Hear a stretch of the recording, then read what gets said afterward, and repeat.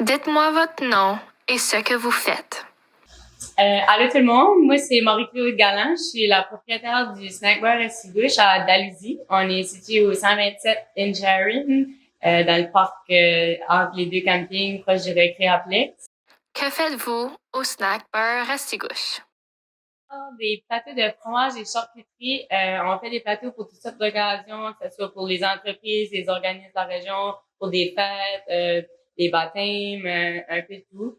On a aussi un emplacement à Dalhousie. On a un pub pour les 19 ans et plus.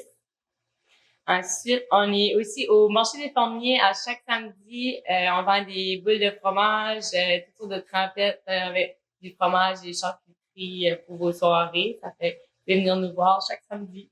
Quand avez-vous ouvert le snack bar?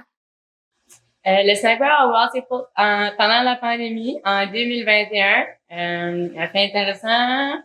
J'étais enceinte de 26 semaines la première journée qu'on a ouvert le snack bar. La première été, on était saisonnier. J'ai travaillé jusqu'à 39 semaines enceinte. Mon garçon est né le 20 septembre. On a pris un hiver de congé. Ensuite, depuis l'été 2022, on est ouvert à l'année longue. En quoi votre établissement est-il différent des autres bars en ville? Le snack bar Restigouche, je pense que c'est unique à Dalhousie, mais aussi au Restigouche. Il n'y a pas d'autre monde qui offre des plateaux de fromage et charcuterie. On a aussi un menu d'alcool exclusivement du Nouveau-Brunswick. Ça nous différencie, je crois, de toutes les autres entreprises. Quel genre de divertissement offrez-vous au snack bar Restigouche? Au snack bar, on a toutes sortes d'activités à l'année longue. L'été, c'est plus, on a une grosse terrasse, on peut accueillir 100 personnes. On a beaucoup d'artistes de la région ou du Nouveau-Brunswick qui viennent jouer de la musique sur la terrasse.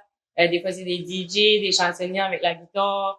On a aussi, plus l'hiver, des soirées trivia qui sont vraiment populaires. Les gens sont toujours bien intéressés, ils se déguisent. On fait des soirées thèmes trivia années 80. Les gens vont s'habiller en années 80.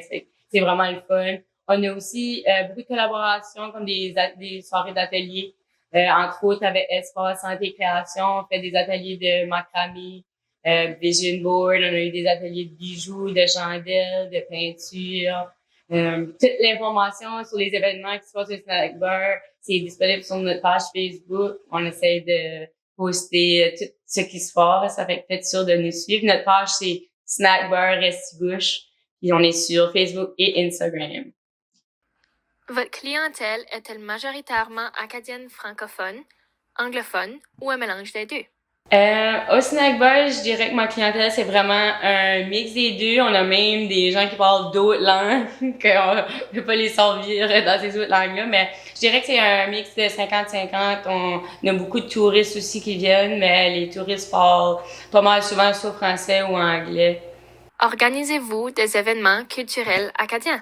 Oui, moi, je suis fière d'être acadienne. À chaque année, on célèbre le 15 août. On se déguise, on se maquille, on met nos chandails aux couleurs de l'Acadie. On met des drapeaux partout, sur toutes les tables, sur des gros drapeaux. On a toujours des artistes acadiens. L'année passée, on a eu quelqu'un qui est venu jouer de la cuillère. On avait amené des cuillères pour tous les clients. On essaie de faire ça en grand chaque année. Le 15 août, c'est vraiment important pour le snack bar de célébrer à chaque année pour continuer de supporter la culture.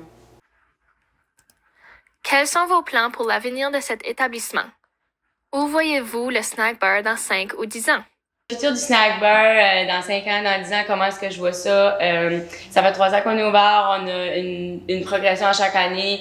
J'espère que ça continue. Je veux continuer à concilier la vie familiale et la vie de travail aussi. Donc, comment je vois ça dans 5 ans? Je vois vraiment ça comme une destination touristique, pas juste le snack bar, mais toute Dalhousie, Baie-des-Hérons. Je crois que le mouvement est en train de se passer, puis on reçoit des touristes qui viennent de plus en plus loin, plus en plus fréquemment. Ça fait que je pense que ça va juste continuer à augmenter d'année en année, puis être une place de choix pour les touristes.